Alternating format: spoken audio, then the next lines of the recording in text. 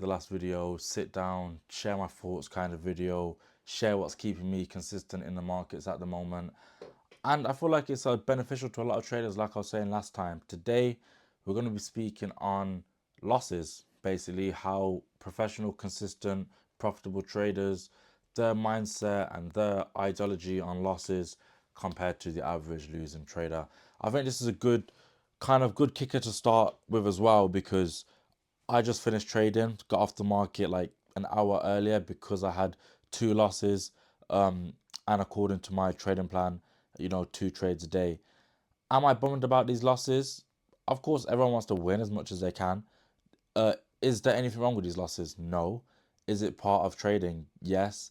Am I okay with this happening? Yes. About is know your win rate. So for me, my trading win rate is about 50%. Therefore, when I was really running the maths on this, my average losing streak will probably be, just 1, 2 trades. I'll probably win 1, 2 trades, lose 1, 2 trades. In the most perfect world, win 1, 2 trades, lose 1, 2 trades, and so on and so on and so on. But losing 3 trades in a row, losing 4 trades in a row, even losing 5 trades in a row is not entirely unrealistic, like whatsoever. If you flip a coin 100 times, that has a 50-50 chance of landing on heads or tails. If you flip a coin 100 times, you will get heads 5, 6, 7 times in a row.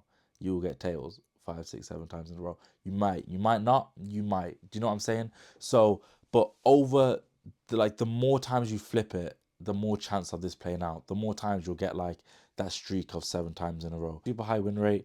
They obviously avoid having major loser streaks. How I'm trading at the moment, I'm holding about a 50% win rate, and that's absolutely perfect with me. That's it works with my psychology. I know some people with lower win rates, higher risk reward. I can't personally do that because of my psychology, and you really need to find a strategy that fits with your actual mindset, because some people are trading these super high risk reward strategies going for 1 to 7, 1 to 8s, but they can't handle the losses that comes with a high risk reward strategy. So you need to be able to handle them losses. Me personally, like I said, 50% win rate. I go for 1 to 2s, 1 to 3s, maybe sometimes push it to 1 to 4s, but I'm okay with my strategy and I'm okay with the losing streaks that I go on. Like I was saying, back to having consecutive losses, 7 trades in a row, there's a chance of that happening every 100 trades. Like every 100 trades, I should go on a losing streak of about 7. There will also be winning streaks, and that will obviously offset the losses by a lot. But still, there shouldn't be any problem with me going on these losing streaks. Like I need to just be, you know, okay with them. A realization that I've come through more recently in the last few months, because definitely back a day I would go through a few losses and then I would want to tweak something, or I'd say I'd lose 4 trades in a row, right? Or I'd have like 2 unprofitable weeks in a row. I would think, okay, I would review my trades. Maybe they weren't the most A plus setups. Maybe they were B setups, but that is they followed the rules. I would think, okay, now I need to stop taking these kind of setups. Now I need to try stick to just the A plus setups, or nothing wrong with that as well. But now I need to try stick to the A plus setups. Now I need to try tweak the A plus setups. Okay, this setup one, maybe this is an A plus setup, and I'll try tweak and tweak and tweak until I get something absolutely perfect.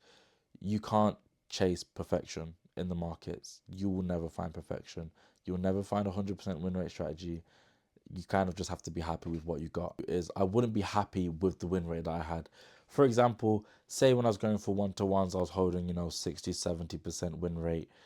That's fine. Absolutely nothing wrong with that. You can risk a little bigger because you're not going to be in as much drawdown. Risk reward strategies, which I think I prefer anyway, because I like to know that okay, I can lose 4 trades in a row, but I only need to win 2 and I'm back at break even.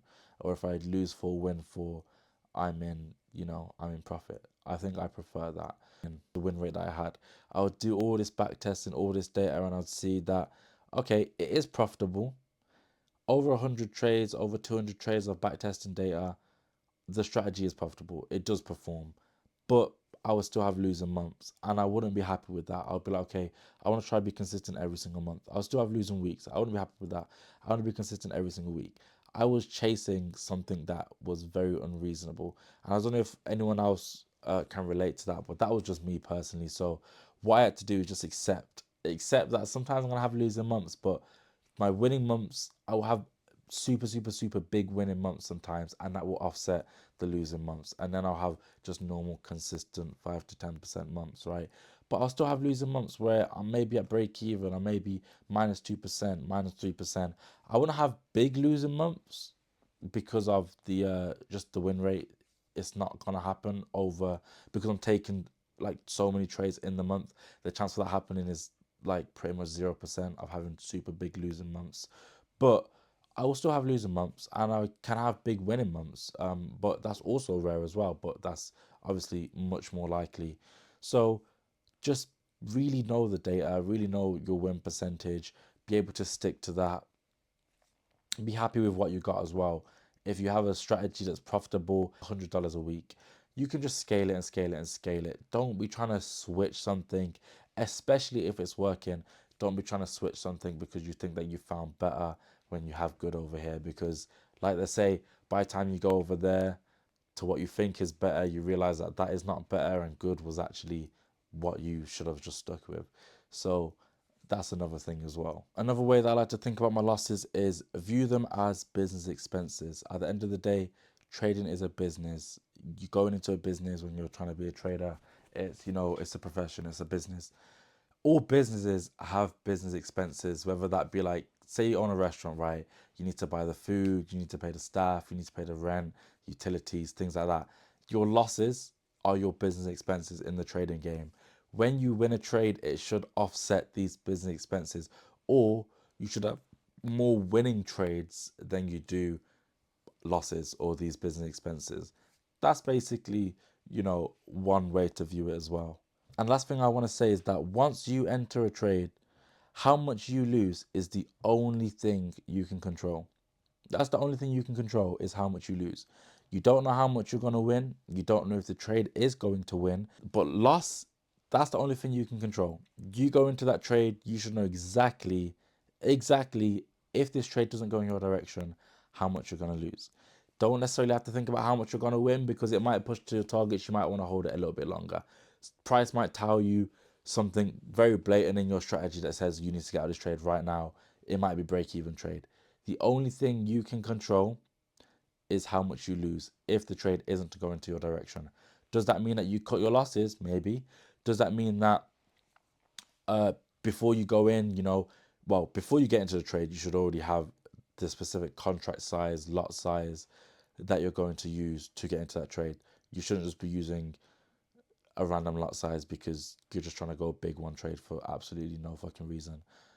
You should have a rule based system of why you're doing this. Even if you do want to go big for certain trades, for super A plus setups, a lot of people do that. Have specific rules of when you will do that. Don't just fucking get into any trade whenever you want to get into any trade with any amount of lot size or contract size. But once again, once that is specified and you know how much you're going to lose, set your stop loss. Don't move your stop loss, or maybe cut your loss. Do not move your stop loss. I said this in the last video, to somewhere that means that you'll lose more if you lose. Like, this should be predetermined before you get into that trade. So that's another thing. Um, and yeah, that's pretty much it. It's just a quick video on, you know, how I take losses. Had a loss today in the market. Thought I might as well make a video about this. It is literally one of the most important things in trading. And it's something that I've been working on recently, like I was saying.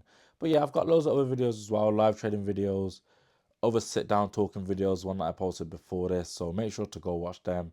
Subscribe as well, like the video, help out with the algorithm, because I need to get to 1K or however much it is to start getting monetized. But yeah, see you lot in a bit.